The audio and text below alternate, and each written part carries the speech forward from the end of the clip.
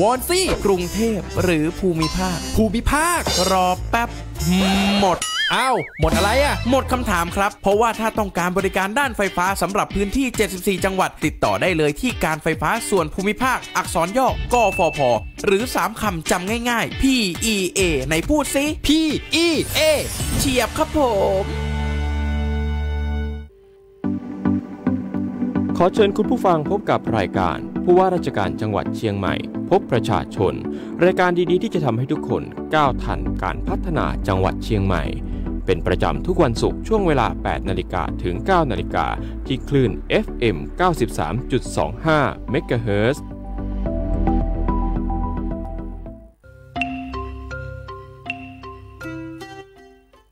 ทักทายคุณผู้ฟังทุกท่านครับขอต้อนรับเข้าสู่ช่วงรายการผู้ว่าราชการจังหวัดเชียงใหม่พบประชาชนครับเราพบกันเป็นประจำทุกวันศุกร์ตั้งแต่ช่วงเวลา 8 นาฬิกาถึง 9 นาฬิกาครับวันนี้พบกับผมเมทัศน์แจ่มศรีเป็นผู้ดำเนินรายการนะครับสำหรับรายการผู้ว่าราชการจังหวัดเชียงใหม่ครับเราก็จะรับสัญญาณทั้งคลื่น 93.25เมกะเฮิรตซ์นะครับคลื่น98เมกะเฮิรตซ์แล้วก็ทางคลื่น AM 639ด้วยนอกจากนี้นะครับยังมีทางสวทฝากนะครับ 89.25 ก็ร่วมรับสัญญาณของเราในวันนี้ด้วยนะครับรายการผู้ว่าราชการจังหวัดเชียงใหม่พบประชาชนครับเรามีประเด็นที่น่าสนใจมากมายเลยนะครับในวันนี้โดยเฉพาะทั้งเรื่องของการติดตามสถานการณ์น้ำท่วมฉับพลันน้ำป่าไหลหลากนะครับในระหว่างวันที่ตั้งแต่วันนี้เป็นต้นไปนะในช่วงเดือนกรกฎาคมถึงสิงหาคมเนี่ยที่ได้มีการคาดการณ์ว่าในพื้นที่ภาคเหนือนั้นก็จะมีฝนตกค่อนข้างที่จะเยอะเลยเพราะฉะนั้นเดี๋ยวในช่วงแรกนะครับก็จะพูดคุยกับทางนายดุสิตพงษาภิพัฒน์หัวหน้าสำนักงานป้องกันและบรรเทาสาธารณภัยจังหวัดเชียงใหม่ว่าตอนนี้ทางปภ.เนี่ยเขามีแผนอย่างไรบ้างในการรับมือจุดเสี่ยงจุดเฝ้าระวังเป็นพิเศษเนี่ยมีเพิ่มเติมไหมนะครับในขณะที่ช่วงที่2ครับจะพาคุณผู้ฟังไปติดตามกันในเรื่องของสถานการณ์แรงงานในจังหวัดเชียงใหม่รวมถึงเรื่องของการขอใบอนุญาตทำงานในประเทศนะครับเรื่องนี้ใครเป็น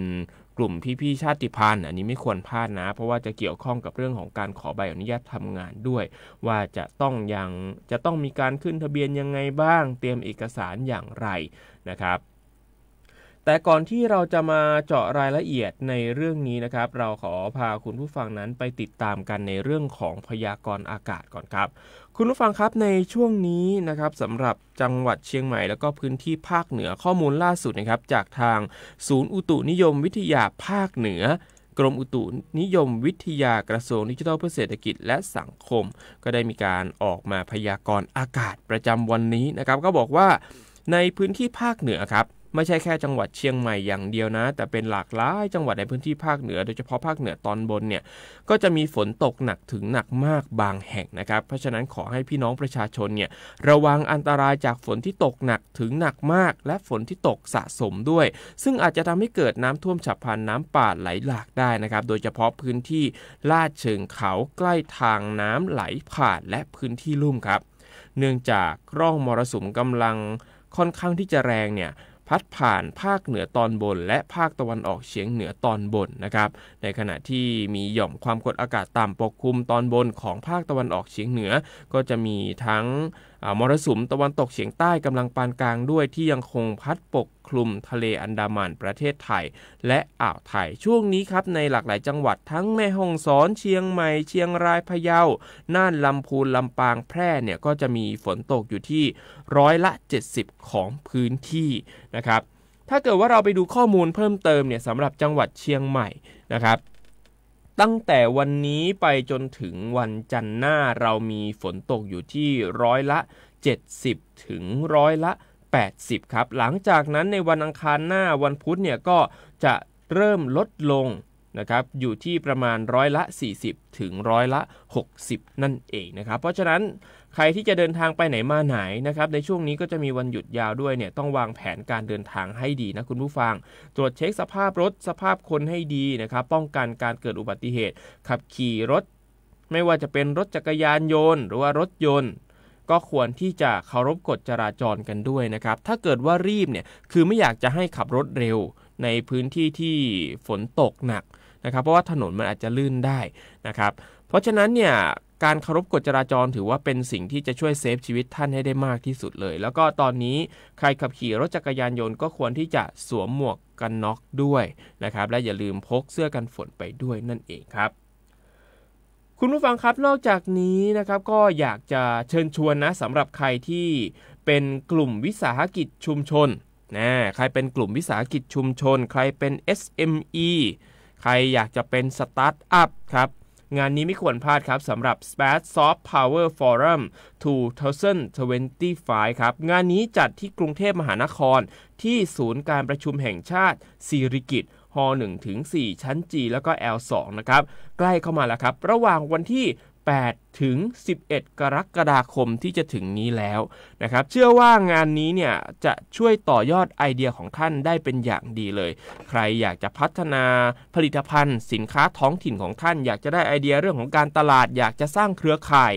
ก็สามารถที่จะไปได้นะครับที่งาน Splash Soft Power Forum 2025 งานนี้จัดหนักจัดเต็มครับมีแบ่งเป็น6โซนหลักไม่ว่าจะเป็น Visionary Stage อันนี้ก็คือเวทีเสวนาระดับโลกเลยคุณผู้ฟังที่จะนำคนที่เขาประสบความสำเร็จอยู่แล้วทั้งด้านธุรกิจทั้งด้านเรื่องของการทำหนังด้านเรื่องของการส่งเสริมวัฒนธรรมต่างๆเนี่ยนำมาพูดนะครับมาสร้างไอเดียสร้างความสร้างสรรค์ให้กับคนที่เข้าร่วมเสวนาคนที่เข้าร่วมรับฟังนะครับนอกจากนี้ก็ยังมีอีกหลากหลายเวทีอย่างโซน Creative Culture Village เป็นการโชว์เคส 14 อุตสาหกรรมสร้างสรรค์ของไทยด้วยนะครับทักก้าพาวิเลียนนะครับทักก้าพาวิเลียนก็จะเป็นการถ่ายทอดองค์ความรู้ยุทธศาสตร์เครื่องมือการสร้างแบรนด์ไทยจะสร้างยังไงให้โด่งดังจะสร้างอย่างไรให้คนจดจำนะครับนอกจากนี้ก็จะมี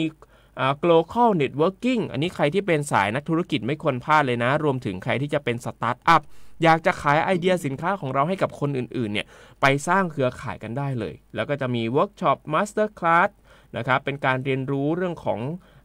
ทักษะต่างๆการ up skill re skill นะครับแล้วก็มี experiential zone เป็นโซนที่จัดแสดงนวัตกรรมต่างๆนั่นเองนะครับอย่าลืมนะครับสำหรับ Space Soft Power Forum 2025 นะครับที่ศูนย์การประชุมแห่งชาติสิริกิติ์ฮ1 ถึง 4 ชั้น G และ L2 วันที่8ถึง11 กรกฎาคมครับคุณผู้ฟังครับในช่วงแรกของเราจะพาคุณผู้ฟังนั้นไปติดตามกันในประเด็นเรื่องของสถานการณ์น้ำท่วมฉับพลันนะครับที่ได้มีการทางปภ.และก็จังหวัดเชียงใหม่เองเนี่ยก็ได้มีการเตรียมความพร้อมเป็นอย่างดีเลยจะเป็นอย่างไรบ้างนะครับตอนนี้เราอยู่กับทางคุณดุสิตพงษาพิพัฒน์หัวหน้าสำนักงานป้องกันและบรรเทาสาธารณภัยจังหวัดเชียงใหม่อยู่ในสายของเราแล้วสวัสดีครับท่านครับสวัสดีครับครับท่านครับตอนนี้ในเรื่องของสถานการณ์น้ำฝนในพื้นที่เชียงใหม่เป็นยังไงบ้างครับท่านครับก็เป็นช่วงที่เราต้องเฝ้าระวังสถานการณ์นะครับแล้วก็ไม่ประมาทครับเนื่องจากว่าช่วงนี้เนี่ยก็จะมีร่องมรสุมพาดผ่านเข้ามานะครับโดยเฉพาะจังหวัดในพื้นที่ภาคเหนือตอนบนครับซึ่งช่วงเฝ้าระวังเนี้ยก็อยู่ตั้งแต่วันที่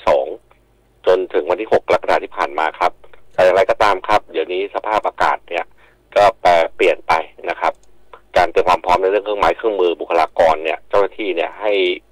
มีความพร้อม24 ชั่วโมงเป็นเรื่องสำคัญครับเมื่อวานท่านผู้ว่าการจังหวัดเนี่ยก็ได้มีการกำหนดให้มีการประชุมกองอำนวยการป้องกันและบรรเทาสาธารณภัยจังหวัดเชียงใหม่ขึ้นมานะครับเพื่อวิเคราะห์ประเมินสถานการณ์นะครับแล้วก็ซักซ้อมการปฏิบัติที่ผ่านมาครับเพื่อให้เกิดความมั่นใจ 100% ครับว่า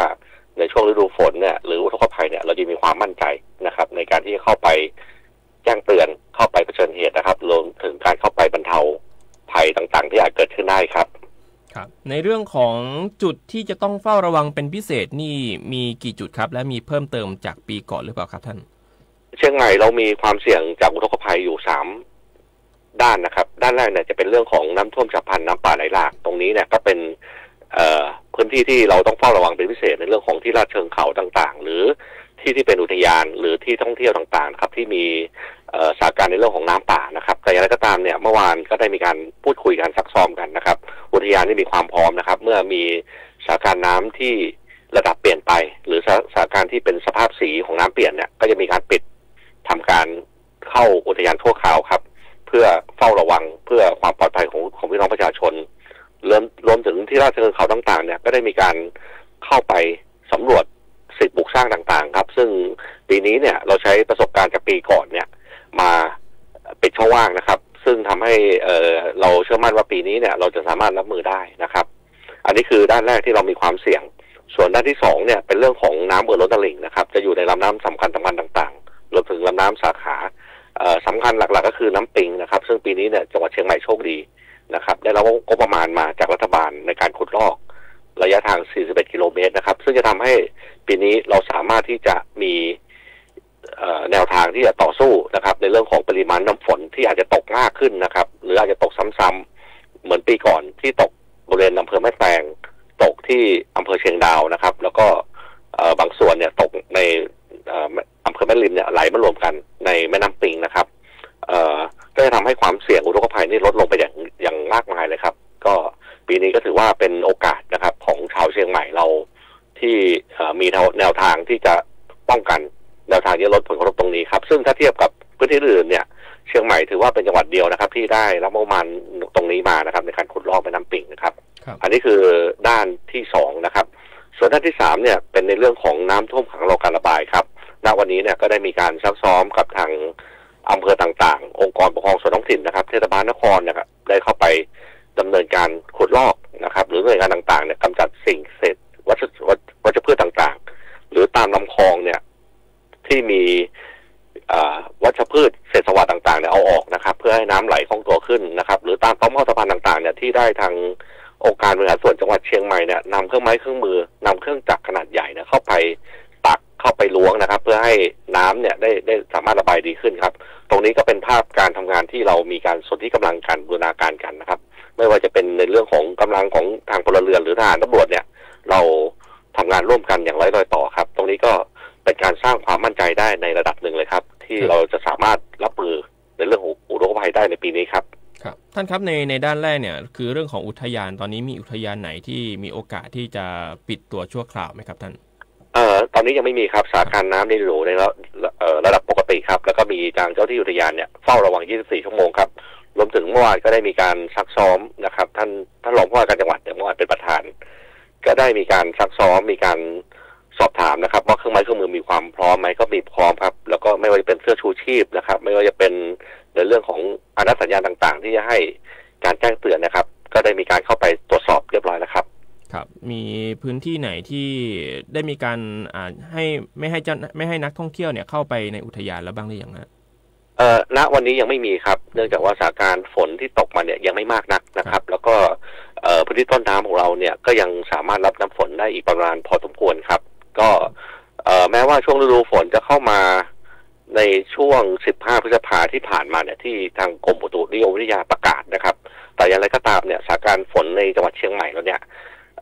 ปีนี้มาเร็วนะครับหลายๆท่านเนี่ยก็มีความตกใจนะครับมีความกังวลว่าน้ำจะมากไหมนะครับก็จะเป็นการมาตกเยอะในช่วงของปลายเดือนพฤษภาที่ผ่านมานะครับแล้วก็ช่วงมิถุนายนที่ผ่านมาเนี่ยก็มีฝนทิ้งช่วงบ้างเป็นบางระยะนะครับสำหรับเดือนกรกฎาคมเนี่ยก็เป็นช่วงที่จะต้องมีการจับตาเป็นเพิ่มขึ้นนะครับในช่วงของขึ้นเดือนหลังนะครับที่จะมีปริมาณฝนเมื่อเทียบกับค่าเฉลี่ย30 ปีเนี่ยมากขึ้นนะครับแล้วก็จะเป็นช่วงของเดือนกันยาตุลาเนี่ยที่เป็นช่วงที่ต้องเฝ้าระวังเป็นพิเศษนะครับเนื่องจากว่าอาจจะมีพายุหมุนเขตร้อนเข้ามานะครับที่เกาะตัวในทะเลจีนใต้เนี่ยก็อาจจะมีอิทธิพลทำให้เกิดฝนตกหนักมากขึ้นครับตรงนี้ก็เป็นสถานการณ์ที่ในช่วง3 เดือนนี้เราจะประมาทไม่ได้เลยครับก็ต้องมีการเตรียมความพร้อมนะครับขั้นสูงสุดนะครับโดยเฉพาะในเดือนตุลาครับที่คาดการณ์ว่าปริมาณน้ำฝนเนี่ยจะตกมากกว่าเมื่อเทียบกับเดือนก่อนปีก่อนเนี่ยในช่วงเดียวกันเนี่ย 20% ครับซึ่งเป็นช่วงที่เราก็ได้ดำเนินการขุดลอกคูคลองหมดแล้วครับก็จะสามารถรับมือได้ครับครับอย่างนี้พูดถึงเรื่องของการขุดลอกคูคลองนี่ตอนนี้เราดำเนินการถึงไหนแล้วครับท่านครับดำเนินการโดยตลอดครับแล้วก็อย่างสภาพท่อระบายน้ำต่างๆเนี่ยในตะแกรงฝาท่อเนี่ยก็ต้องมีขยะอุดตันนะครับแล้วไม่มีใบไม้อะไรต่างๆที่เข้าไปกีดขวางทางน้ำนะครับแล้วก็ตะกอนดินต่างๆโคลนต่างๆที่มากับปีแล้วเนี่ยตอนนี้ทางเทศบาลนครเนี่ยก็ได้ตัวผู้รับจ้างมาแล้วนะครับแล้วก็เร่งดำเนินการนะครับตอนนี้ภาพรวมก็แล้วเสร็จไปประมาณมากกว่า 90% แล้วครับก็ถือว่าเป็นการทำงานที่ได้มีการวางแผนไว้นะครับแล้วก็จะทำให้การระบายน้ำในเขตเมืองก็ดีนะครับหรือการขุดลอกคูคลองเนี่ยที่ทางพี่น้องห่วงใยมาเนี่ยก็ได้มีการไหลอย่างคล่องตัวครับแต่สิ่งหนึ่งที่มีข้อสังเกตเลยนะครับก็คือเมื่อเราดำเนินการแล้วเนี่ยมักจะมีเศษขยะตามมานะครับในภายหลังนะครับหลังจากที่เราได้มีการทำความสะอาดแล้วเนี่ย ไม่เกิน3 วันนะครับขยะก็จะเข้ามาอุดตันเหมือนเดิมครับตรงนี้ต้องขอวิงวอนเลยครับว่าขยะต่างๆเนี่ยขอให้ท่านเนี่ยได้ทิ้งนะครับลงไปในขยะถังขยะที่ทางราชการได้จัดเตรียมไว้นะครับหรือแม้แต่คลองแม่น้ำต่างๆเนี่ยยังพบในเรื่องของกล่องโฟมยังพบในเรื่องของขวดน้ำพลาสติกต่างๆครับแม้แต่เตียงนอนเนี่ยหรือฟูกต่างๆเนี่ยยังปรากฏอยู่นะครับตรงนี้ต้องขอความร่วมมือเลยนะครับว่าสิ่งเหล่านี้จะทำให้การระบายน้ำเนี่ยไหลไม่ดีนะครับเมื่อไหลไม่ดีแล้วเนี่ยจะทำให้น้ำยกตัวนะครับเข้าท่วมบ้านเรือนพี่น้องประชาชนครับก็ต้องดำเนินการทุกฝ่ายครับไม่ว่าจะเป็นฝ่ายราชการก็ดีฝ่ายประชาชนก็ดีครับต้องร่วมกันครับเราถึงจะสู้กับเรื่องอุทกภัยในปีนี้ได้ครับอย่างนี้เรื่องขออนุญาตแวะมาเรื่องของขยะนิดนึงฮะอย่างเรื่องของการแก้ไขปัญหาขยะอย่างเงี้ยเราได้มีการประสานกับทางเทศบาลประสานกับทางพวกมัคคุเทศก์กับส่วนที่เกี่ยวข้องไหมครับในเรื่องของการแก้ไขปัญหาขยะที่มันมาอุดตันอย่างเงี้ยครับท่านครับเรื่องนี้เนี่ยเป็นเรื่องที่เราขอความร่วมมือโดยตลอดนะครับแล้วก็การเก็บขยะต่างๆเนี่ยของเทศบาลหรือทางองค์กรปกครองส่วนท้องถิ่นต่างๆเนี่ยก็ได้มีการลงไปเก็บตลอดครับนะครับเป็นประจำอยู่แล้วทุกสัปดาห์นะครับแต่สิ่งหนึ่งที่ประเทศเรานะครับยังขาดคือเรื่องจิตสำนึกครับในเรื่องของการรู้รับผิดชอบในขยะตรงนี้ครับซึ่งผมมองว่าถ้าเราสามารถปรับเปลี่ยนในเรื่องของความเชื่อนะครับปรับเปลี่ยนในเรื่องของจิตสำนึกได้เนี่ยก็จะทำให้ขยะพวกนี้ไม่ไปปรากฏอยู่ในลำคลองไม่ปรากฏอยู่ในลำน้ำครับซึ่งตรงนี้เป็นปัญหาสำคัญเลยของประเทศเรานะครับไม่ใช่แค่จังหวัดเชียงใหม่อย่างเดียวนะครับซึ่งตรงนี้เนี่ยจะต้องมีความร่วมมือนะครับจะต้องมีการเกิดจิตสำนึกก่อนนะครับถึงจะทำให้เกิดพลังในการที่จะรักษาความสะอาดของบ้านเมืองครับในเฟสแรกเราดำเนินการแล้วเสร็จประมาณ 90%เฟสที่2นี้คาดว่าจะเริ่มต้นตามกำหนดการที่เราได้วางไว้เลยไหมครับท่านในช่วงนี้เนี่ยเมื่อดำเนินการขุดลอกพวกท่อระบายน้ำต่างๆเนี่ยที่ผมได้เรียนไปเนี่ยในตัวเมืองเขตเทศบาลนครแล้วเนี่ยก็จะได้มีการตรวจเฝ้าระวังตลอดครับเพื่อป้องกันไม่ให้เศษขยะต่างๆเนี่ยถุงพลาสติกเข้าไปอุดตันครับอย่างที่ผ่านมาเนี่ยทางลอดต่างๆเนี่ยระบบสูบน้ำป้องกันน้ำท่วมขังเนี่ยก็สามารถดำเนินการได้ดีนะครับเพียงแต่ว่าบางช่วงจังหวะเนี่ยมีขยะเข้าไปอุดตันทำให้ระบบต้องหยุดเดินนะครับก็เสียเวลานะครับ 2-3 ชั่วโมงในการเข้าไปแก้ไขครับตรงนี้ก็เป็นส่วนหนึ่งที่เราต้องเฝ้าระวังนะครับซึ่งจากว่าขยะเนี่ยมาตลอดนะครับอย่างในเรื่องของการขุดลอกแม่น้ำปิงณวันนี้เราเดินไปไกลแล้วครับเราได้วางแผนขุดลอกไว้2ระยะนะครับระยะแรกเนี่ยเป็นตอนกลางในเมืองนะครับ 22.5 กิโลเมตรตรงนี้เนี่ยเราดำเนินการมาตั้งแต่1 มิถุนายนแล้วครับแล้วก็จะแล้วเสร็จในเดือนสิงหาคมนี้นะครับซึ่งทันการครับตามแผนการที่ดำเนินการไว้ณวันนี้ก็มีค่างานมากกว่า 20% แล้วครับในปริมาณดินที่ขุดออกไปนะครับก็การขุดลอกน้ำปิงในปีนี้เนี่ยเรียนว่าเราทำงานอย่างประณีตนะครับทางทีมเชียงใหม่โดยท่านผู้ว่าการจังหวัดเนี่ยมีความตั้งใจแล้วก็มีความประสงค์นะครับที่จะขุดดินทั้งหมดเนี่ยออกไปอย่างนอกเขตเมืองครับการขุดลอกแม่น้ำปิงในปีนี้เป็นการทำงานที่ยากนะครับเพราะว่าสภาพบ้านเมืองต่างๆก็เปลี่ยนไปจุดขึ้นดินจุดทิ้งดินต่างๆเนี่ยก็ต้องมีการขนย้ายออกไปนะครับแต่เราต้องทำครับการขุดแบบเดิมเนี่ยเราไม่ต้องการนะครับอย่างเช่นขุดแปะไว้ข้างๆหรือขุดแล้วก็กองไว้ข้างๆลำน้ำนะครับเนื่องจากว่าเพียงแค่ปีหรือ2 ปีเนี่ยปริมาณดินเหล่านั้นเนี่ยเมื่อฝนตกก็จะไหลลงไปในเม็ดลำน้ำเหมือนเดิมนะครับก็การขุดขนย้ายเนี่ยเป็นการทำที่ยากนะครับแต่เราต้องทำนะครับเพื่อความปลอดภัยแล้วเราต้องการความเชื่อมั่นนะครับเราต้องการมั่นใจว่าน้ำปริมาณน้ำที่มาจำนวนมากเนี่ยในปีนี้เนี่ยเราจะรับมือได้ครับซึ่งก็เป็นสิ่งที่เราจะเร่งดำเนินการกันสำหรับในช่วงที่2เนี่ยเป็นการขุดตอนบนกับตอนล่างนะครับในของเขตเมืองจังหวัดเชียงใหม่เรารวมถึงอำเภอต่างๆนะครับอีก 18.5 กิโลเมตรครับณวันนี้เนี่ยก็ได้เดินเครื่องมาตั้งแต่ 20 มิถุนายนแล้วครับแล้วก็จะแล้วเสร็จในเดือนกันยาครับซึ่งเราก็คาดการณ์ว่าการดำเนินการเนี่ยแล้วเสร็จกันยาเนี่ยในตุลาฝนที่มามากขึ้นเนี่ยเราก็สามารถรับมือได้นะครับเราได้มีการวางแผนไว้นะครับแต่เนื่องจากว่าระบบงบประมาณของประเทศเราเนี่ยไม่ได้มาโดยง่ายครับก็การดำเนินการเนี่ยงบประมาณมาในช่วงของเดือนพฤษภานะครับแล้วก็มีการลงนามสัญญาอะไรต่างๆเนี่ยโดยหน่วยบัญชาการทหารพัฒนาเนี่ยก็ดำเนินการขุดลอก1 มิถุนายนที่ผ่านมาแล้วก็ดินเหล่านี้ก็เป็นดินของแผ่นดินนะครับแล้วก็เอาไปใช้ในทางสาธารณะนะครับไม่ว่าจะเป็นโรงเรียน โรงพยาบาลนะครับหรือประโยชน์ทางสาธารณะต่างๆครับแล้วดินเหล่านี้เราขนย้ายออกไปหมดเลยนะครับไม่อยู่ในเขตเมืองครับก็เป็นการทำงานที่ยากนะครับแล้วเราก็ต้องคำนึงถึงความประณีตด้วยนะครับแล้วก็ผลกระทบต่างๆเนี่ยในช่วงนี้ก็มีครับในเรื่องของการจราจรที่ทำให้การสัญจรพี่น้องประชาชนมีความไม่สะดวกสบายนะครับรวมถึงภาพตะกอนดินต่างๆตรงนี้ก็ได้มีการกำชับผู้รับจ้างไปแล้วครับหรือรถขนดินนะครับให้ขับขี่ด้วยความระมัดระวังนะครับแล้วก็มีการล้างล้อนะครับมีการล้างพื้นถนนต่างๆครับช่วงนี้ก็ต้องขออภัยนะครับพี่น้องประชาชนที่ท่านอาจจะเดินทางไม่สะดวกสบายบ้างภาพการเดินทางอาจจะไม่สบายตาบ้างครับในเรื่องของตะกอนดินที่ตกหล่นครับก็เราจะเร่งดำเนินการนะครับแล้วก็ได้มีการกำชับไปแล้วครับครับในเรื่องของจุดทิ้งตะกอนดินนี่ยังเพียงพอใช่ไหมครับท่านครับจุดทิ้งดินมีเพียงพอครับเนื่องจากว่าจังหวัดเชียงใหม่เนี่ยเป็นจังหวัดที่มีพื้นที่จำนวนมากนะครับแล้วก็มีส่วนราชการต่างๆมีโรงพยาบาลมีโรงเรียนเนี่ยประสงค์ขอดินจำนวนมากครับแต่อย่างไรก็ตามครับถ้าองค์กรไหนนะครับที่เป็นองค์กรเพื่อการสาธารณะนะครับจะขอไปเพื่อประโยชน์เนี่ยทางหน่วยบัญชาการทหารพัฒนาเนี่ยซึ่งเป็นเจ้าของโครงการก็ยินดีครับอย่างไรก็ตามครับที่ผมได้เรียนว่าเป็นการทำงานที่ยากเนื่องจากว่าจุดทิ้งดินเนี่ยไม่มีจำนวนมากก็จริงครับแต่ว่าจุดขึ้นดินเนี่ยยังมีจำนวนน้อยครับทุกวันนี้เนี่ยเราก็เร่งดำเนินการในเรื่องของการนำเรือลงไปดูดตะกอนดินตะกอนทรายขึ้นมาครับแล้วก็เอาดินมาพักก่อนขนย้ายออกไปครับการขนดินออกจากเมืองเนี่ยไปยังนอกเมืองเนี่ยเป็นสิ่งที่ยากนะครับเนื่องจากว่าจังหวัดเชียงใหม่เนี่ยมีการจราจรที่หนาแน่นนะครับซึ่งตรงนี้ก็ได้มีการปรับแก้โดยตลอดครับแล้วก็มีการดำเนินการตามแผนงานไว้ครับครับมีแผนจะเพิ่มจุดดูดดินไหมครับท่านครับจุดดูดดินเราเพิ่มโดยตลอดครับในระยะทาง41 กิโลเมตรครับเราต้องการเร่งงานครับให้ได้ปริมาณดินที่เราคาดการไว้เนี่ยโดยกรมเจ้าท่าเนี่ยออกแบบไว้ 1,750,000 ลูกบาศก์เมตรครับซึ่งณวันนี้ตะกอนดินเนี่ยก็เริ่มมีทยอยขนแล้วครับแล้วเราก็ไม่ได้มองแค่นี้ครับทางท่านว่าการจังหวัดเนี่ยได้มองไปไกลถึงการ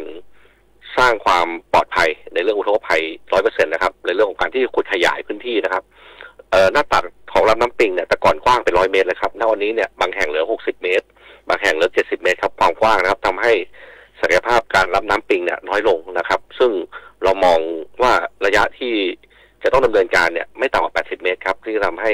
น้ำปิงเนี่ยมีศักยภาพรับน้ำได้มากขึ้นนะครับรวมถึงการเพิ่มระยะขุดลอกนะครับเนื่องจากว่าปีนี้เนี่ยเราได้รับมาในส่วนที่ดำเนินการได้นะครับใน41 กิโลเมตรใน5 อำเภอครับไม่ว่าจะเป็นแม่ดิมสันทรายหางดงอำเภอเมืองแล้วก็สารพีนะครับซึ่งเรามองไปไกลถึงการขุดลอกที่จะไปเชื่อมต่อกับจังหวัดลำพูนเลยครับครับอย่างนี้ในเรื่องของเวลาที่ขนดินเนี่ยมันก็จะมีดินตกลงไปถ้าเกิดว่าในกรณีที่มันตกไปเยอะเงี้ยเรามีการประสานกับทางเทศบาลหรือว่าส่วนที่เกี่ยวข้องให้มาเร่งทำความสะอาดไหมครับท่านครับก็ได้มีการขอความอนุเคราะห์ต่างๆเนี่ยตามองค์กรปกครองส่วนท้องถิ่นต่างๆเนี่ยแล้วเทศบาลเนี่ยเข้าไปฉีดล้างทำความสะอาดโดยตลอดนะครับซึ่งตรงไหนเนี่ยที่มีสภาพดินตะกอนตกหล่นเนี่ยก็ขอให้ท่านเนี่ยได้แจ้งมานะครับแจ้งมาที่สำนักงานปภ.จังหวัดก็ได้นะครับซึ่งเราได้ประสานไปนะครับแล้วก็เมื่อวานก็มีเวทีในการพูดคุยวางแผนที่จะฉีดล้างให้มากขึ้นนะครับเพื่อลดผลกระทบลดความเสี่ยงที่พี่น้องประชาชนอาจเกิดอุบัติเหตุจากสภาพถนนที่ลื่นได้ครับถ้าอย่างนี้ประชาชนถ้าเกิดเขาพบดินที่มันตกหล่นแล้วมันอาจจะทำให้เกิดถนนลื่นได้อย่างเงี้ยเขาจะโทรแจ้งอะไรยังไงบ้างครับท่านครับครับสามารถก็โทรมาที่สำนักงานปภ.จังหวัดได้เลยครับซึ่งเราก็มีช่องทางในการที่จะรับสายนะครับแล้วก็จะได้ประสานงานไปครับท่านครับครับทีนี้เรื่องของการขุดลอกเนี่ยมันจะต้องเชื่อมกันกับทางจังหวัดลำพูนด้วยเพราะถ้าเกิดว่าเราขุดลอกแล้วเราระบายน้ำได้เยอะแล้วลำพูนเนี่ยยังทำได้ไม่คืบหน้าสมมุตินะฮะมันก็อาจจะเกิดการท่วมในพื้นที่ได้ตรงนี้เราได้มีการประสานงานกับทางลำพูนมากน้อยแค่ไหนครับท่านครับตรงนี้ได้มีการประสานงานคุยตลอดมีการตั้งคณะทำงานในเรื่องการขุดลอกนะครับแม่น้ำปิงนะครับเชียงใหม่ลำพูนนะครับเนื่องจากว่าการแก้ไขปัญหาลำน้ำเนี่ยเราไม่อาจจะมองได้ในแค่จังหวัดอย่างเดียวนะครับการแก้ปัญหาต้องมองเชิงลุ่มน้ำนะครับสิ่งที่ทำแล้วเนี่ยพี่น้องชาวเชียงใหม่ปลอดภัยชาวลำพูนก็ต้องปลอดภัยด้วยครับเพราะว่าเราถือว่าเป็นพี่น้องชาวเหนือด้วยกันนะครับการทำงานเนี่ยจะต้องมองภาพบูรณาการมองภาพใหญ่นะครับการแก้ปัญหาเนี่ยต้องแก้ปัญหาเชิงลำน้ำครับเราจะมั่นใจนะครับว่าอุทกภัยปีนี้เนี่ยเราปลอดภัยก็ต่อเมื่อฝนหยดแรกที่ตกที่เชียงดาวเนี่ยแล้วก็ไหลลงไป ถึงทะเลสาบดอยเต่าก่อนเข้าสู่เขื่อนภูมิพลครับเราถึงมีความมั่นใจครับซึ่งตรงนี้เนี่ยได้มีการพูดคุยกันนะครับแล้วก็ทางลำพูนเนี่ยก็ได้มีการของงบประมาณไปนะครับในเรื่องของงบกระตุ้นเศรษฐกิจครับณวันนี้ก็รองบประมาณจัดสรรมาครับก็ดำเนินการเช่นเดียวกับเชียงใหม่ครับครับผมท่านครับในเรื่องของแผนในการรองรับกำลังพลเพียงพอใช่ไหมครับในขณะนี้เพียงพอครับเนื่องจากว่างบประมาณเนี่ยที่ผมได้บอกครับว่าเชียงใหม่เนี่ยได้ประมาณก้อนใหญ่นะครับ300 กว่าล้านในการขุดลอกแม่น้ำปิ่งนะครับก็มีการวางแผนไว้ในเรื่องของกำลังคนกำลังเครื่องไม้เครื่องมือครับก็ถือว่าเป็นงบที่จำนวนมากนะครับที่เราได้รับมาครับแต่ถ้าเทียบกับความคุ้มค่ากับความเสียหายในมิติของเศรษฐกิจมิติในเรื่องของภาคอุตสาหกรรมเกษตรต่างๆหรือความเป็นอยู่ของประชาชนเนี่ยถือว่าคุ้มค่านะครับเนื่องจากปีที่แล้วเนี่ยเรามีความเสียหายตัวเลขนะครับไม่ต่ำกว่า 7,000 ล้านครับงบประมาณที่ได้มาในปีนี้เนี่ยก็ถือว่าใช้เพียง 5% ของความเสียหายก็ถือว่าคุ้มค่าครับก็จะต้องมีการใช้งบประมาณอย่าง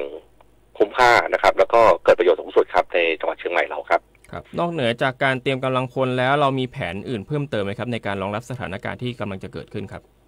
เมื่อวานก็ได้มีการพูดคุยกันนะครับในเรื่องของกำลังทหารเนี่ยก็มีความพร้อมครับที่จะเข้ามาช่วยในเรื่องของด้านบรรเทาสาภัยครับซึ่งต้องขอบคุณทางพี่ทหารเลยนะครับที่ท่านได้ดูแลทั้งในเรื่องของความมั่นคงของประเทศเรานะครับดูแลในเรื่องของด้านบรรเทาสาภัยนะครับซึ่งตรงนี้เนี่ยก็ได้มีการวางกำลังกันนะครับมีการใช้อุปกรณ์ต่างๆนะครับแล้วก็สิ่งสำคัญที่ลืมไม่ได้ครับคือทีมกู้ชีพกู้ภัยนะครับขององค์กรสาธารณกุศลครับไม่ว่าจะเป็นมูลนิธิต่างๆนะครับที่จะเข้ามาร่วมกันนะครับซึ่งพี่น้องเหล่านี้นะครับล้วนมีทักษะนะครับล้นมีความสามารถแล้วก็มีความพร้อมของเครื่องไม้เครื่องมือครับแล้วก็สามารถออกเหตุฉุกเฉินสามารถเข้าถึงพื้นที่เกิดเหตุได้อย่างรวดเร็วครับก็เป็นภาพการทำงานร่วมกันนะครับที่เราก็ใช้ภาพการทำงานของราชการภาพการทำงานของทหารตำรวจนะครับภาคประชาชนมูลนิธิต่างๆเนี่ยที่เข้ามาครับครับในเรื่องของการนำเทคโนโลยีนวัตกรรมต่างๆเราได้มีการประสานงานกับทางสถาบันการศึกษาไหมครับในการนำเทคโนโลยีต่างๆมาใช้ในการอำนวยความสะดวกในการปฏิบัติงานเจ้าหน้าที่ครับณวันนี้ครับเราได้มีความร่วมมือกับมหาวิทยาลัยต่างๆนะครับไม่ว่าจะเป็นมหาวิทยาลัยเชียงใหม่นะครับมทร.ล้านนานะครับมหาวิทยาลัยแม่โจ้นะครับมหาวิทยาลัยราชภัฏเชียงใหม่เนี่ยก็ได้มีการนำนวัตกรรมในเรื่องของการคาดการณ์เฝ้าระวังน้ำท่วมมาครับอย่างเช่นผมยกกรณีเรื่องของฟัดบอยเนี่ยฟัดบอยก็จะเป็นตัวที่วัดระดับน้ำนะครับก็สามารถที่จะทำการแจ้งเตือนได้นะครับว่าเมื่อระดับน้ำมีแนวโน้มสูงขึ้นเนี่ยตรงไหนที่เราจะเข้าไปแจ้งเข้าไปปิดเข้าไป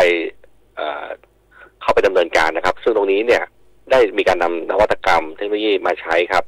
ก็เป็นความร่วมมือครับที่เชียงใหม่เนี่ยโชคดีครับที่มีมหาวิทยาลัย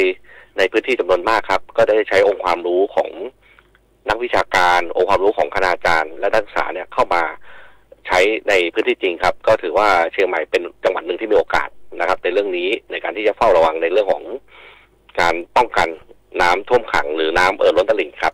ครับสุดท้ายแล้วอยากจะให้ฝากถึงพี่น้องประชาชนสักนิดหนึ่งครับช่วงนี้นะครับก็ขอความร่วมมือพี่น้องประชาชน2 เรื่องครับเรื่องแรกก็คือขอท่านขับขี่ด้วยความระมัดระวังครับเนื่องจากว่าช่วงนี้เป็น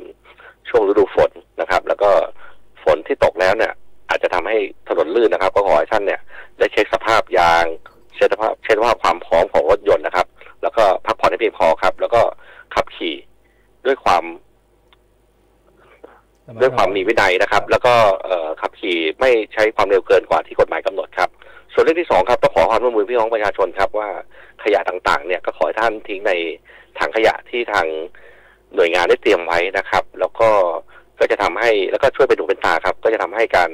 เตรียมความพร้อมนะครับการป้องกันในช่วงของฤดูฝนเนี่ย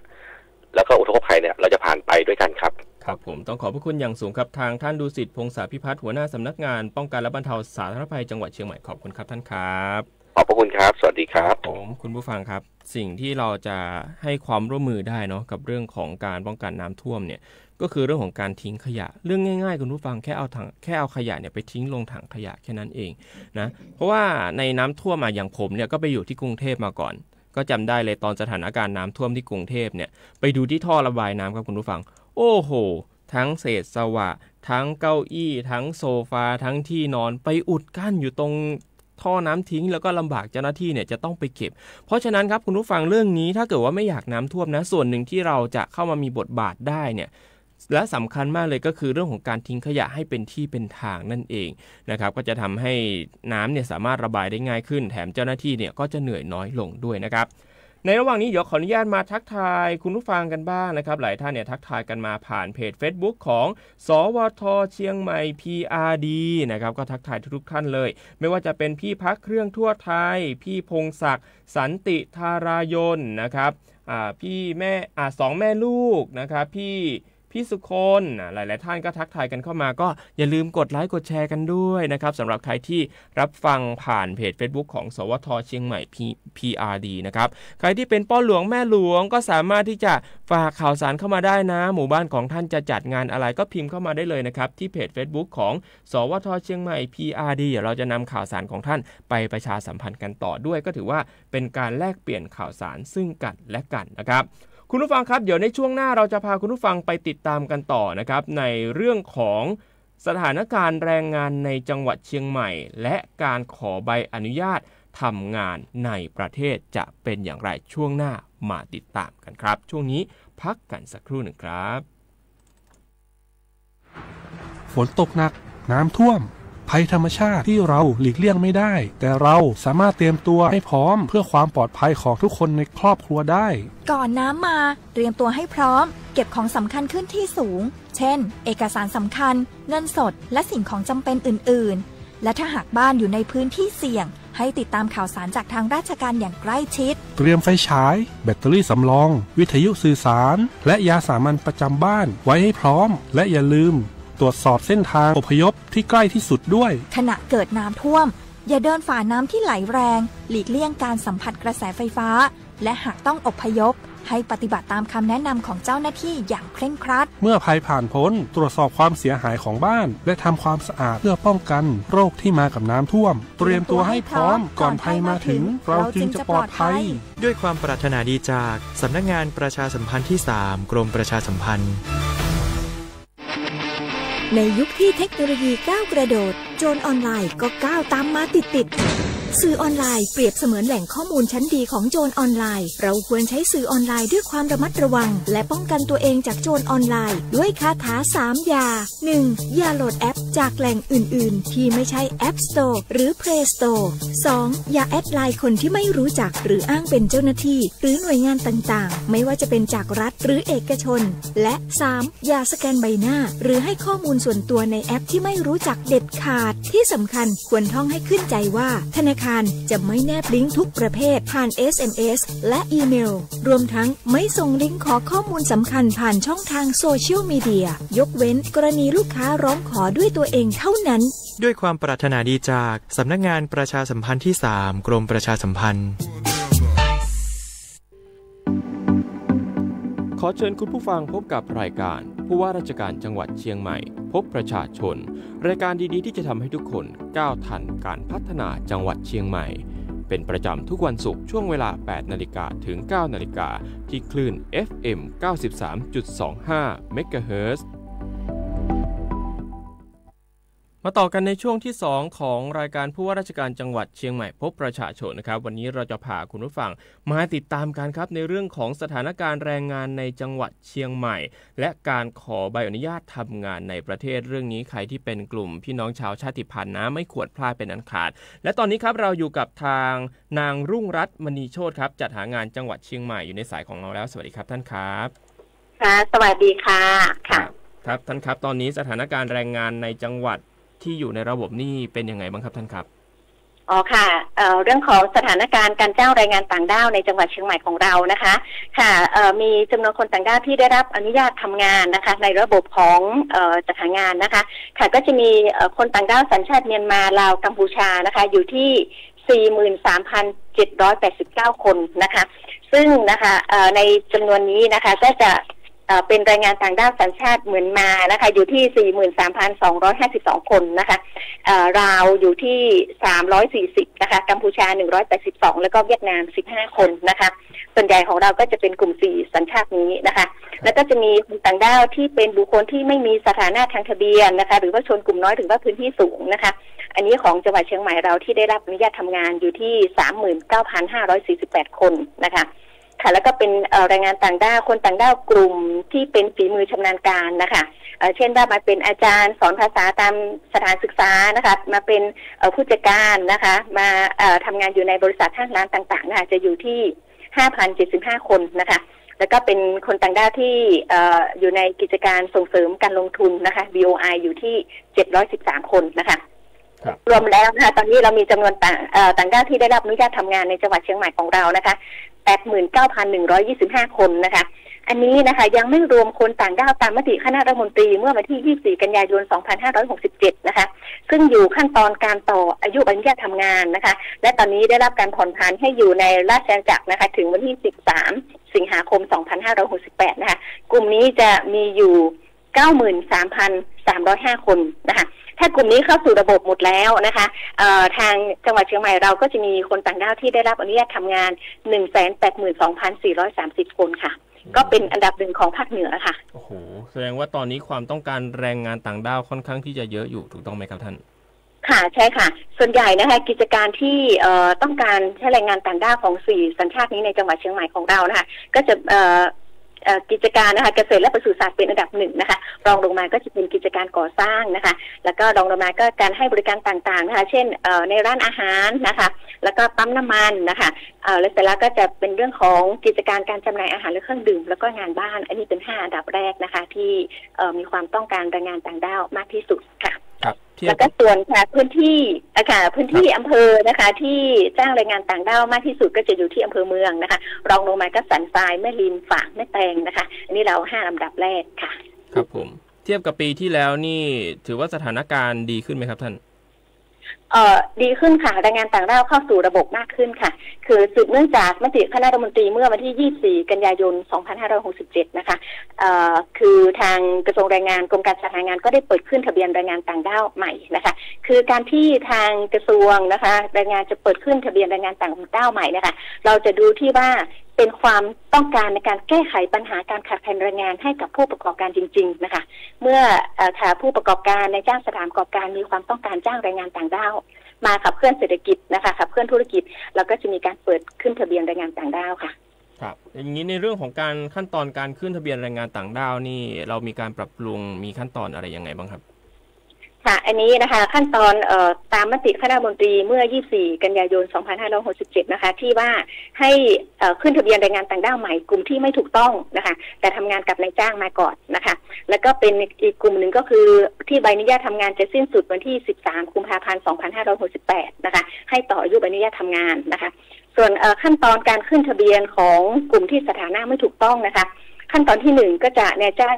จะต้องยื่นบัญชีรายชื่อความต้องการจ้างแรงงานต่างด้าวก่อนนะคะยื่นในระบบอิเล็กทรอนิกส์นะคะทางกรมการจัดหางานนะคะให้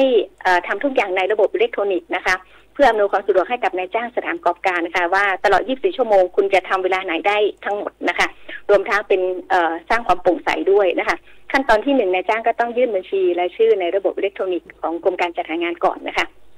ว่าต้องการจ้างแรงงานต่างด้าวสัญชาติอะไรนะคะจำนวนเท่าไหร่แล้วก็มาทำงานตำแหน่งอะไรนะคะนายจ้างกิจการไหนนะคะหลังจากนั้นนะคะเมื่อยื่นบัญชีรายชื่อเสร็จแล้วนะคะก็จะไปให้แรงงานต่างด้าวไปตรวจสุขภาพนะคะตรวจสุขภาพกับโรงพยาบาลของรัฐหรือของเอกชนก็ได้นะคะเพื่ออำนวยความสะดวกนะคะอย่างของโรงพยาบาลเอกชนนะคะจะต้องเชื่อมข้อมูลกับกรมการจัดหางานเท่านั้นนะคะเพื่อป้องกันการปลอมแปลงใบตรวจสุขภาพนะคะค่ะแล้วก็เสร็จแล้วนะคะตรวจสุขภาพประกันสุขภาพแล้วค่ะหากว่ากิจการของนายจ้างที่ไม่อยู่ในระบบประกันสังคมจะต้องประกันสุขภาพให้กับแรงงานต่างด้าวนะคะก็ค่าประกันสุขภาพก็ปีละ 1,600 บาทนะคะตรวจสุขภาพ500 บาทนะคะเสร็จแล้วก็ค่ะหรือแล้วก็ถ้าหากว่ากิจการของนายจ้างอยู่ในระบบประกันสังคมนะคะจะต้องเอาคนต่างด้าวขึ้นทะเบียนผู้ประกันตนกับสำนักงานประกันสังคมค่ะครับอย่างนี้ก็ค่าธรรมเนียมก็มีการกำหนดเอาไว้ชัดเจนถูกต้องไหมครับท่านค่ะชัดเจนถูกต้องค่ะเพราะหลังจากที่แรงงานต่างด้าวตรวจสุขภาพประกันสุขภาพแล้วค่ะซึ่งแรงงานต่างด้าวนะคะจะได้รับอนุญาตทำงานนะคะจะต้องไม่เป็นโรคต้องห้ามนะคะถึงมีการตรวจโรคนะคะตรวจสุขภาพโรคต้องห้ามมีเช่นโรคเรื้อนนะคะวัณโรคโรคเท้าช้างซิฟิลิสนะคะที่สุราเรื้อรังแล้วก็ติดยาเสพติดให้โทษนะคะถ้าหากว่ามีโรคใดโรคหนึ่งก็จะไม่ผ่านการตรวจสุขภาพก็จะไม่ได้รับใบอนุญาตทำงานนะคะ ค่ะพอตรวจสุขภาพแล้วเสร็จแล้วนะคะก็จะประกันสุขภาพการทำประกันสุขภาพนะคะนอกจากว่าถ้าหากว่านายจ้างสถานประกอบการที่อยู่ในระบบประกันสังคมระหว่างที่ไม่เกิดสิทธิ์เพราะประกันสังคมนะคะกว่าจะเกิดสิทธิ์ก็ประมาณ3 เดือนใช่ไหมคะระหว่างที่ยังไม่เกิดสิทธิ์เบิกจากประกันสังคมยังไม่ได้ก็ให้ขาทำประกันสุขภาพกับบริษัทประกันภัยเอกชนได้นะคะครับอย่างนี้ตอนบริษัทประกันภัยเอกชนค่ะครับผมครับท่านครับทีนี้ความต้องการแรงงานที่เพิ่มขึ้นเนี่ยกลุ่มแรงงานเขาก็เพิ่มมากยิ่งขึ้นอย่างนี้เราได้มีการตรวจสอบแรงงานต่างด้าวเชิงรุกยังไงบ้างฮะอ๋อค่ะการตรวจสอบค่ะเดี๋ยวพี่พูดขั้นตอนอีกนิดนึงนะคะเพราะว่านายจ้างค่ะตรวจสุขภาพการสุขภาพแล้วนะคะก็ขอรับอนุญาตทำงานแทนคนต่างด้าวนะคะอันนี้ก็จะมีค่าธรรมเนียมอนุญาตทำงานนะคะอยู่ที่1 ปีนะคะ900 บาทนะคะค่าคำขอ100ก็เป็น 1,000 บาทนะคะหลังจากนั้นนะคะเจ้าหน้าที่ก็จะอนุมัตินะคะอนุมัติคำขออนุญาตทำงานหลังจากนั้นคนต่างด้าวต้องไปดำเนินการจัดเก็บอัตลักษณ์นะคะที่ตม.นะคะตรวจคนเข้าเมืองนะคะจัดเก็บอัตลักษณ์เสร็จแล้วนะคะก็มาจัดทำทะเบียนประวัตินะคะกับกรมการปกครองนะคะอันนี้ค่ะกลุ่มนี้นะคะกลุ่มที่สถานะเมื่อถูกต้องนะคะต้องจัดทำทะเบียนประวัติภายใน31 มีนาคม 2569นะคะก็จัดทำที่กรมการปกครองกำหนดนะคะอย่างของเชียงใหม่ก็จะเป็นที่ศูนย์ทะเบียนภาคนะคะศูนย์ทะเบียนภาคข้างหน้าค่ะอันนี้ก็จะเป็นขั้นตอนของแรงงานต่างด้าวกลุ่มที่สถานะไม่ถูกต้องนะคะแต่ถ้าตอนนี้นะคะเรามีแรงงานต่างด้าวกลุ่มที่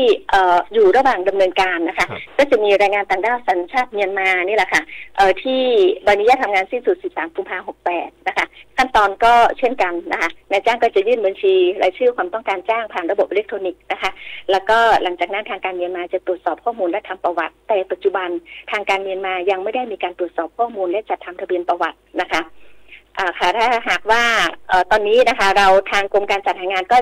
จะรอเข้าคณะรัฐมนตรีนะคะในการที่จะปรับเปลี่ยนนะคะขั้นตอนการดำเนินงานของกลุ่มนี้ใหม่นะคะซึ่งถ้าหากว่าดำเนินการมติครม.เห็นชอบแล้วนะคะทางสำนักงานจัดหางานก็จะได้ประชาสัมพันธ์ให้กับนายจ้างสถานประกอบการมายื่นขอรับอนุญาตทำงานให้กับแรงงานต่างด้าวเมียนมานะคะซึ่งกลุ่มนี้เรามีจำนวนที่ 93,305 คนนะคะครับก็ถือว่าค่อนข้างเยอะนะครับท่านครับแล้วในเรื่องของการตรวจสอบกลุ่มแรงงานต่างด้าวนี่เรามีแผนการทำงานเชิงรุกยังไงบ้างครับท่านครับอ๋อค่ะการตรวจสอบการทำงานคนต่างด้าวนะคะอย่างสำนักงานจัดหางานเรานะของเชียงใหม่เรามีต่างด้าวเยอะนะคะแล้วก็จะได้ทางกรมการจัดหางานก็จะให้เป้าหมายในการที่ให้เราไปตรวจสอบในจ้างสถานประกอบการที่จ้างแรงงานต่างด้าวรวมและดำเนินคดีกับผู้ที่ฝ่าฝืนพระราชกำหนดการบริหารจัดการการทำงานคนต่างด้าวนะคะอันนี้นะคะเราจะมีแผนการออกตรวจทุกสัปดาห์นะคะทางเจ้าหน้าที่ฝ่ายตรวจและคุ้มครองคนหางานนะคะก็จะไปตรวจสอบแรงงานต่างด้าวตามสถานประกอบการอะไรต่างๆคือการตรวจสอบของเรานะคะก็จะมีการตรวจสอบทั่วไปนะคะเช่นว่าไปตามสถานประกอบการนายจ้างนะคะไปดูว่าคนต่างด้าวได้รับใบอนุญาตทำงานแล้วทำงานตรงกับใบอนุญาตทำงานหรือไม่เช่นใบอนุญาตทำงานเป็นกรรมกรแล้วพอเราไปตรวจพบเป็นทำงานขายของหน้าร้านอันนี้ก็ถือว่าผิดประเภทงานนะคะแล้วก็จะตรวจสอบการทำงานคนต่างด้าวว่านายจ้างลักลอบจ้างแรงงานต่างด้าวไหมแรงงานต่างด้าวลักลอบทำงานไหมแล้วก็ทำงานนอกเหนือจากสิทธิ์ไหมนะคะซึ่งจากการตรวจสอบการทำงานคนต่างด้าวของเรานะคะเราตรวจสอบณปัจจุบันนะคะเราตรวจสอบนายจ้างไปแล้ว 6,019 รายนะคะตรวจสอบแรงงานต่างด้าวไปที่ 53,81 รายนะคะจากการตรวจสอบก็พบการกระทำความผิดนะคะซึ่งเราก็ดำเนินคดีนะคะดำเนินคดีไปนะคะคนต่างด้าวทำงานโดยไม่มีใบอนุญาตทำงานหรือทำงานนอกเหนือสิทธิ์นะคะ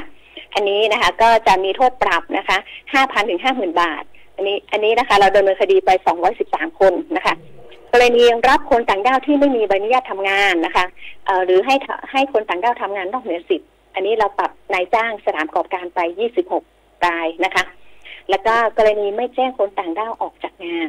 หรือไม่แจ้งแรงงานต่างด้าวเข้าทำงานแล้วก็ดำเนินคดีไป203 รายนะคะ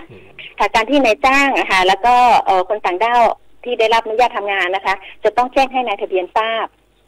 นะคะในการทราบถึงผู้เป็นนายจ้างสถานที่ทำงานนะคะและลักษณะงานที่ให้ทำต่อนายทะเบียนภายใน15 วันนะคะแล้วก็พอแรงงานต่างด้าวออกจากงานปุ๊บนายจ้างจะต้องแจ้งคนต่างด้าวออกจากงานภายใน15 วันให้กับนายทะเบียนด้วยนะคะถ้าไม่แจ้งนะคะก็จะมีโทษตามพรก.นะคะก็จะปรับไม่เกิน 20,000 บาทอันนี้ก็ที่ดำเนินคดีไป203 รายนะคะค่ะแล้วเราก็ดำเนินการตามนโยบายของกระทรวงแรงงานและกรมการจัดหางานในเรื่องของ เจอจับปรับผลักดันถ้าหากว่าเป็นคนต่างด้าวนะคะที่เราดำเนินคดีแล้วนะคะเราจะต้องส่งกลับนะคะส่งให้กับตม.แล้วก็ผลักดันกลับประเทศต้นทางค่ะครับและทีนี้ในเรื่องของอยากจะให้เน้นย้ำครับนายจ้างเรื่องของการทำเอกสารขออนุญาตจ้างแรงงานอย่างถูกกฎหมายรวมถึงอยากจะให้เน้นย้ำกลุ่มแรงงานต่างด้าวด้วยว่าในช่วงนี้ควรที่จะทำอะไรยังไงบ้างครับท่านครับอ๋อค่ะอยากจะเน้นย้ำเรื่องของคนต่างด้าวนะคะเมื่อคุณได้รับอนุญาตทำงานแล้วนะคะขอให้ทำงานตามนะคะตรงตามตำแหน่งที่แจ้งไว้ในใบอนุญาตทำงานนะคะอย่าทำงานนอกเหนือสิทธิ์นะคะค่ะและสำหรับนายจ้างนะคะก็อยากจะฝากไว้นะคะว่าในเรื่องของการรับคนต่างด้าวเข้าทำงานนะคะให้รับคนต่างด้าวที่มีใบอนุญาตทำงานหรือให้ดำเนินการขอใบอนุญาตทำงานให้ถูกต้องตามกฎหมายนะคะค่ะครับทีนี้ถ้าเกิดว่าเราไปพบเห็นการจ้างงานที่ไม่ถูกต้องรวมถึงการจ้างงานที่ไม่เป็นธรรมอย่างเงี้ยเราจะต้องไปแจ้งที่ไหนอะไรยังไงบ้างครับท่านครับอ๋อค่ะกรณีที่เราจะมีหน่วยงานสังกัดกระทรวงแรงงานเราค่ะดูแลเรื่องนี้อย่างเวลาที่เราออกตรวจสอบนะคะการตรวจสอบของสำนักงานของเราค่ะก็จะมีเรื่องของตรวจสอบนอกจากว่าใบอนุญาตทำงานแล้วนะคะทำงานนอกเหนือสิทธิ์ไหมนะคะเราก็จะมีการค่ะตรวจสอบในเรื่องของการที่นายจ้างปฏิบัติกับลูกจ้างตามกฎหมายไหมนะคะค่ะเช่นว่าค่ะเวลาที่เราไปตรวจแล้วก็จะมีหน่วยงานบูรณาการร่วมกันไม่ว่าจะเป็นของสวัสดิการคุ้มครองแรงงานนะคะว่านายจ้างจ้างลูกจ้างเป็นไปตามกฎหมายแรงงานไหมนะคะจ่ายค่าจ้างอย่างไรนะคะค่ะแล้วก็ไม่เอาเปรียบแรงงานและรวมทั้งเรื่องของการป้องกันการค้ามนุษย์ด้านแรงงานด้วยอะค่ะครับผมต้องขอครับท่านดำเนินคดีใช่ค่ะพบเห็นแล้วก็ดำเนินคดีค่ะอ๋อครับผมต้องขอบพระคุณอย่างสูงครับอีกสักนิดนึงดีกว่าท่าน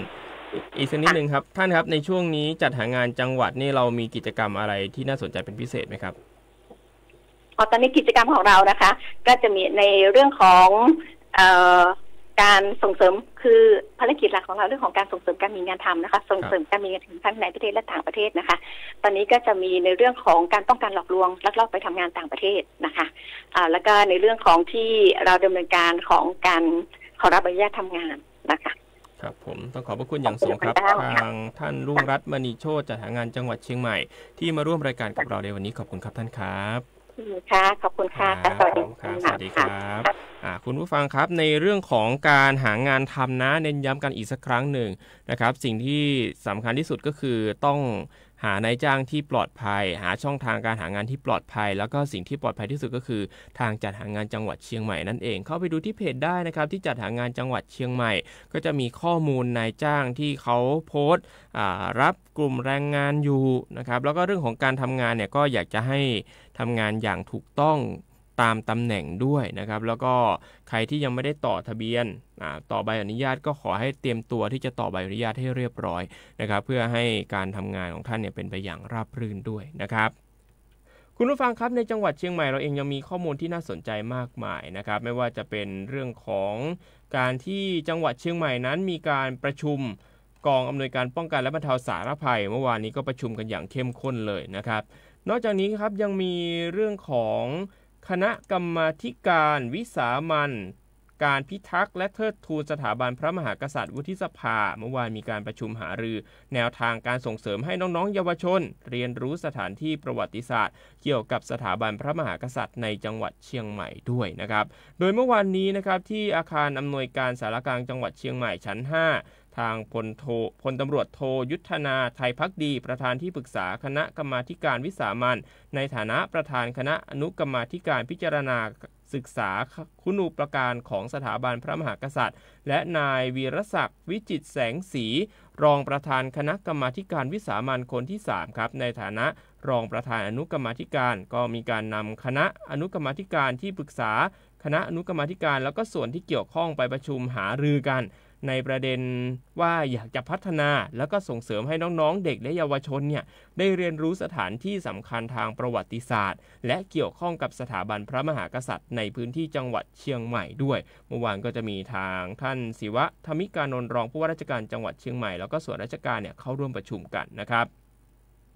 ในที่ประชุมเนี่ยเขาก็มีการเห็นชอบร่วมกันนะครับว่าจังหวัดเชียงใหม่เองเขาก็มองว่าจังหวัดเชียงใหม่นั้นมีศักยภาพสูงนะในการเป็นพื้นที่เรียนรู้ด้านประวัติศาสตร์และวัฒนธรรมโดยเฉพาะอย่างยิ่งสถานที่ที่เกี่ยวข้องกับสถาบันพระมหากษัตริย์อย่างเช่นพระบรมราชานุสาวรีย์สามกษัตริย์วัดพระธาตุดอยสุเทพราชวรวิหารและพระตำหนักภูพิงค์ราชนิเวศนะครับซึ่งสามารถที่จะนำมาพัฒนาเป็นแหล่งเรียนรู้สำหรับน้องๆเยาวชนคนรุ่นใหม่ด้วยนะครับก็จะได้ทำให้น้องๆเนี่ยได้เรียนรู้ถึงประวัติศาสตร์ว่ากว่าจะได้มาเป็นจังหวัดเชียงใหม่กว่าจะได้มาขนาดนี้เนี่ยต้องผ่านอะไรมาหลากหลายสถานการณ์นะครับซึ่งจะทำให้น้องๆเนี่ยมีความสัมพันธ์กับทางสถาบันพระมหากษัตริย์มากยิ่งขึ้นด้วยนั่นเองนะครับนอกจากนี้เมื่อวานนี้นะครับทางองคมนตรีได้ตรวจเยี่ยมการดำเนินงานตามยุทธศาสตร์มหาวิทยาลัยราชภัฏเพื่อการพัฒนาท้องถิ่นประจำปี 2568 ด้วยที่มหาวิทยาลัยราชภัฏเชียงใหม่ศูนย์แม่ริมนะครับก็เยี่ยมชมเป็นวันที่ 2 แล้วโดยเมื่อวานนี้ครับทางพลเอกดาวพงษ์รัตนสุวรรณองคมนตรีได้เดินทางมาตรวจเยี่ยมการดำเนินงานตามยุทธศาสตร์มหาวิทยาลัยราชภัฏเพื่อการพัฒนาท้องถิ่นประจำปี 2568 เมื่อวานนี้นะครับได้มีการหารือกับคณะผู้บริหารเพิ่มเติมเรื่องของกิจการนักศึกษาพัฒนาซอฟต์สกิลให้กับนักศึกษาด้วยกระบวนการวิศวกรสังคมโมเดลการผลิตครูฐานสมรรถนะพร้อมได้มีการบรรยายพิเศษนะครับร่วมอภิปรายความสำคัญของมหาวิทยาลัยราชภัฏกับการพัฒนาเชิงพื้นที่ทั้งด้านสังคมเศรษฐกิจสิ่งแวดล้อมและการศึกษานะครับก็มีการกำหนดเป็นกรอบยุทธศาสตร์ของมหาวิทยาลัยเลยนั่นเองนะครับในการพัฒนาท้องถิ่นระยะ 20 ปีก็คือนับตั้งแต่ปี 60 เนี่ยถึงปี 79 และมีการถอดบทเรียนภาพรวมการดำเนินงานที่ผ่านมาด้วยนั่นเองนะครับเพื่อที่จะทำให้น้องๆเยาวชนคนรุ่นใหม่เนี่ยที่อยู่ในฐานะของวิศวกรสังคมได้มีโอกาสไปพัฒนาท้องถิ่นพร้อมพัฒนาศักยภาพตัวเองไปในตัวเลยนะครับและนี่ก็คือรายการผู้ว่าราชการจังหวัดเชียงใหม่พบประชาชนที่เรานำเรื่องราวข่าวสารในจังหวัดเชียงใหม่มาเล่าให้คุณผู้ฟังได้ฟังกันนะครับขอบคุณทุกท่านที่ติดตามกันมาตั้งแต่ช่วงต้นรายการเดี๋ยวเราพบกันอีกในครั้งหน้าครับสำหรับวันนี้สวัสดีครับ